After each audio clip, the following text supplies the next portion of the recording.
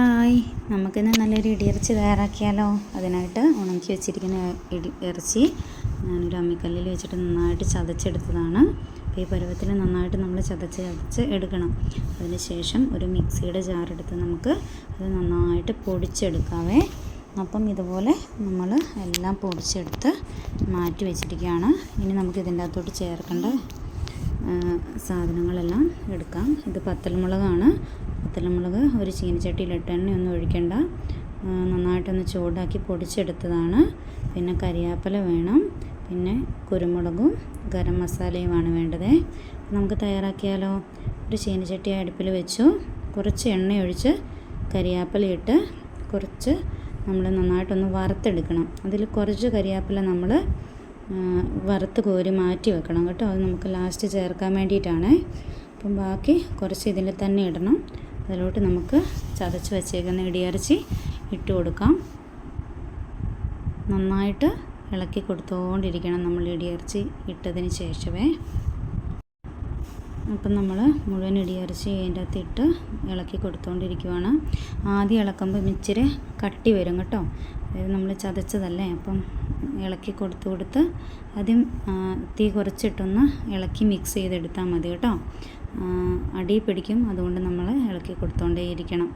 പിന്നെ കുറച്ച് കഴിയുമ്പം തീ കൂട്ടി വെക്കണം. അങ്ങനെ ഇളക്കി നന്നായിട്ട് മിക്സ് ചെയ്തെടുക്കണം.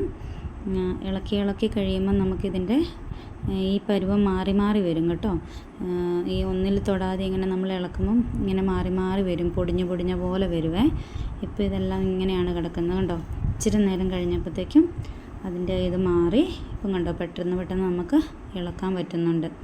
അങ്ങനെ നമ്മൾ ഇറച്ചി മുഴുവൻ ഇളക്കി നമ്മൾ മിക്സ് ചെയ്ത് മാറ്റി വെക്കണം കേട്ടോ.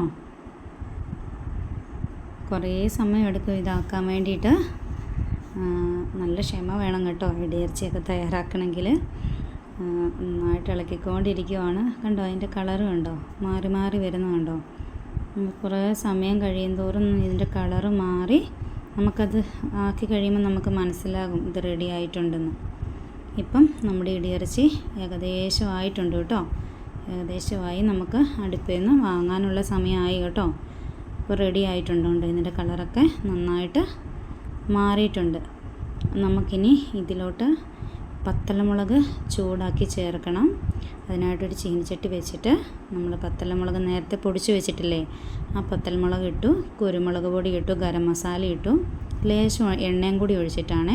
അത് നന്നായിട്ട് അതിൻ്റെ പച്ചമണം എല്ലാം ഒന്ന് മാറാൻ വേണ്ടി നമ്മൾ ഇളക്കിക്കൊണ്ടിരിക്കുവാണ്. പൊടിച്ച് വെച്ച കരിയാപ്പല ഇട്ട് കൊടുത്തു. നേരത്തെ മാറ്റി വെച്ച കരിയാപ്പല ഇല്ലേ, അതൊന്ന് നന്നായിട്ട് പൊടിച്ചിട്ട് ഇട്ട് കൊടുത്തതാണ്. അപ്പം ബാക്കി ഇടിയിറച്ചിയും കൂടെ നമ്മൾ അതിലോട്ടിട്ട് നന്നായിട്ട് മിക്സ് ചെയ്തെടുക്കുവാണ്. തീ ഇതിൻ്റെ അകത്ത് കുറച്ചും വെക്കരുത്, കൂട്ടിയും വെക്കരുത്. അതിൻ്റെ ഇടയിൽ വെച്ചിട്ട് വേണം നമ്മളിത് റെഡിയാക്കി എടുക്കാൻ കേട്ടോ. ഇതിൻ്റെ അകത്തോട്ട് നമ്മൾ വേറെ വെളുത്തുള്ളി, ഇഞ്ചി അങ്ങനത്തെ ഒന്നും നമ്മൾ ചേർക്കുന്നില്ല. ഇത് കുറേ നാൾ കേടുകൂടാതെ ഇരിക്കാൻ വേണ്ടിയിട്ടാണ് നമ്മൾ പുറത്ത് കൊടുത്തുവിടാൻ വേണ്ടി ആക്കിയതാണ്. ഇപ്പോൾ ഈ ഇടിയിറച്ചി നന്നായിട്ടായിട്ടുണ്ട്. നല്ല ക്രിസ്പി ആയിട്ടുള്ള ഒരു ശബ്ദം കേൾക്കാം. ഇനി നമുക്ക് തീ ഓഫ് ചെയ്യാം. ഇത് റെഡി ആയിട്ടുണ്ട് കേട്ടോ. വീഡിയോ ഇഷ്ടപ്പെട്ടെങ്കിൽ ലൈക്ക് ചെയ്യാനും ഷെയർ ചെയ്യാനും സബ്സ്ക്രൈബ് ചെയ്യാനും മറക്കല്ലേ. നിങ്ങളുടെ അഭിപ്രായങ്ങൾ കമൻ്റായിട്ടും രേഖപ്പെടുത്തണം. മറ്റൊരു വീഡിയോയുമായിട്ട് വീണ്ടും കാണാം. ബൈ.